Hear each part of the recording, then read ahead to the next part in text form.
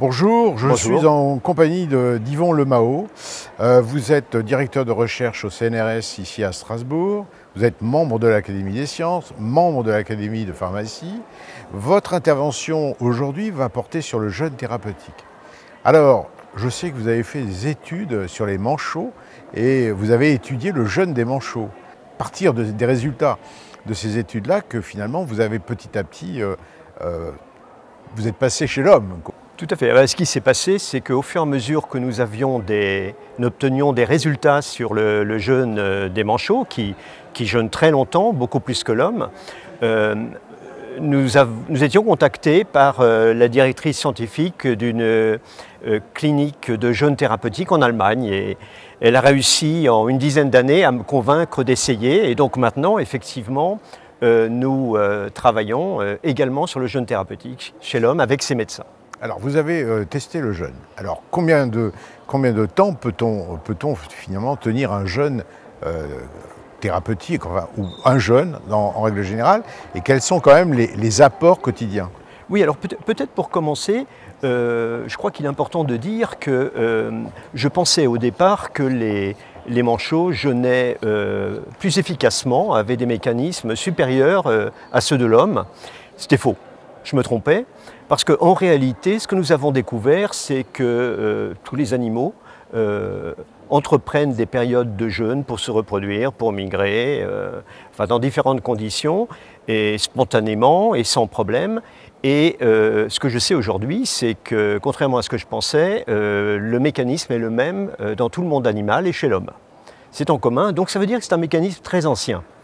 Et dans cette clinique de jeûne, beaucoup de patients, la plupart des patients jeûnent entre, on va dire, 10 et une quarantaine de jours. 10 à 40 jours. Et alors, quels sont les apports au quotidien? C'est essentiellement de l'eau, enfin un liquide. Il y a d'autres apports? Oui, alors les apports en liquide sont très nombreux, contrairement au jeûne qui s'est fait par exemple en Russie et qui est traditionnel, où là c'est un jeûne également à l'eau. Non, on boit beaucoup et il a été empiriquement mis au point que le fait de prendre une cuillère à café de miel, donc c'est pas grand chose, c'est 250 kilocalories, permet d'éviter la baisse de la tension qui caractérise le jeûne. D'ailleurs, on soigne l'hypertension de cette façon chez les sujets qui, au départ, ont une tension assez basse. D'accord. Et alors, quelles sont les applications thérapeutiques véritablement? Dans quel domaine de la médecine on peut véritablement préconiser un jeûne de plus ou moins longue durée? Alors, les Russes, de leur côté, avaient montré, il y a déjà longtemps, c'était à l'époque de l'URSS, avec des études très détaillées, qu'un certain nombre de désordres, de problèmes, pathologies neurologiques peuvent être traités par le jeûne.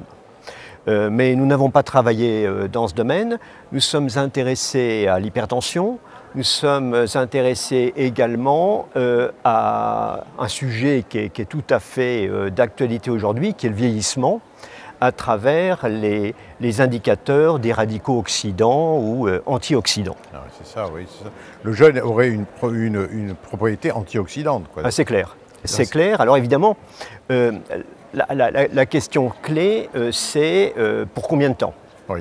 Alors nous avons, 3 mois après l'étude que nous avons réalisée sur des sujets en bonne santé, sportifs, 10 hommes, nous avons remarqué qu'il y avait toujours un effet positif.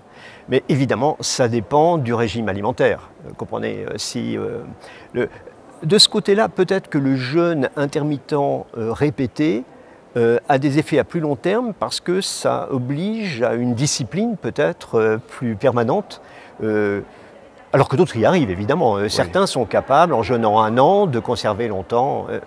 Finalement, jeûner une fois par semaine, ça a du sens?